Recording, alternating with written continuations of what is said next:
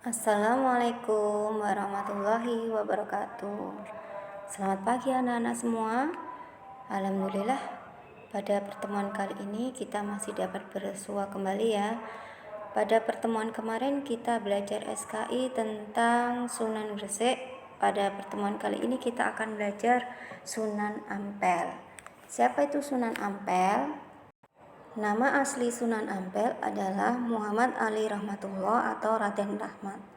Beliau lahir pada tahun 1401 Masehi dan wafat pada tahun 1481 Masehi dan dimakamkan di barat Masjid Ampel. Sunan Ampel merupakan putra dari Sunan Gresik dan Dewi Chandrawulan.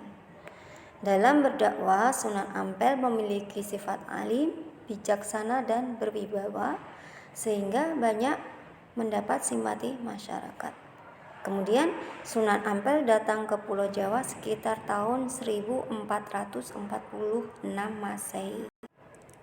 Lalu Sunan Ampel menikah dengan Nyai Ageng Manila dan dikaruniai 6 anak, diantaranya Sunan Bonang atau Makdum Ibrahim dan Sunan Derajat atau Raden Qasim.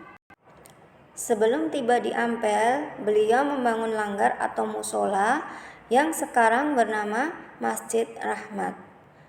Kemudian setiba di Ampel, Sunan Ampel ini membangun masjid sebagai pusat ibadah dan dakwah, kemudian membangun pesantren.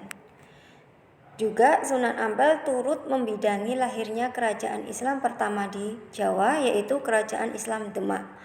Juga ikut dalam mendirikan Masjid Demak pada tahun 1479 Masehi. Sedangkan peninggalan sejarah Sunan Ampel: 1. Masjid Ampel. 2. Pesantren Ampel Dinta. 3. Makam Sunan Ampel. Khusus makam Sunan Ampel ini dikelilingi pasir putih.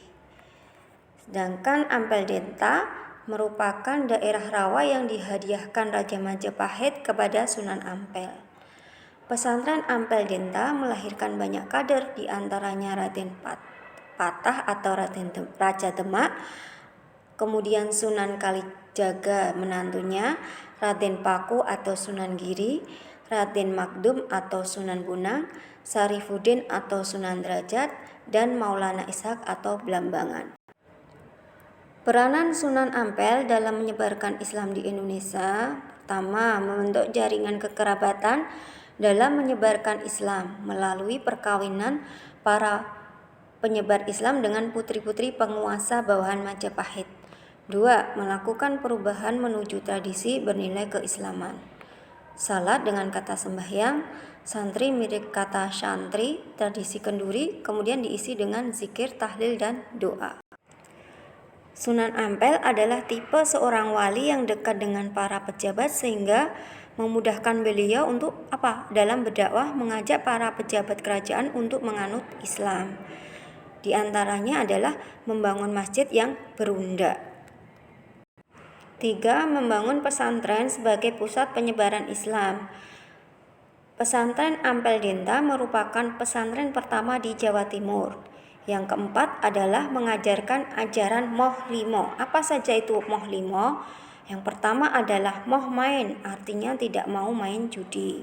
Yang kedua, moh mabuk, artinya tidak mau minum minuman yang memabukkan. 3. Moh madat, artinya tidak mau menghisap candu atau ganja. 4. Moh maling, artinya tidak mau mencuri. Kelima adalah moh madon, artinya tidak mau main perempuan yang bukan istrinya atau berzina. Sunan Ampel sangat memperhatikan kaderisasi dari sekian putra dan santrinya yang kemudian menjadi tokoh Islam, di antaranya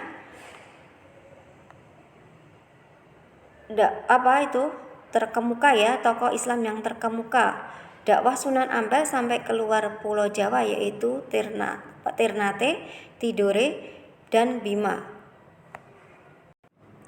Di antara putranya yang menjadi wali adalah Sunan Bonang atau Makdum Ibrahim dan Sunan Derajat atau Raden Qasim.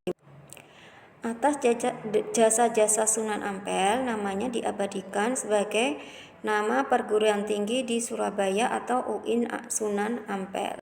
Untuk tugas SKI hari ini, yang pertama mengerjakan KI 3 soal Google Form pada link yang terampir, dan KI 4 mengerjakan buku paket halaman 25-26 yang lubah dikerjakan di lembar homework atau formatif atau kertas lain, dikumpulkan ke keranjang sekolah waktu 1 minggu.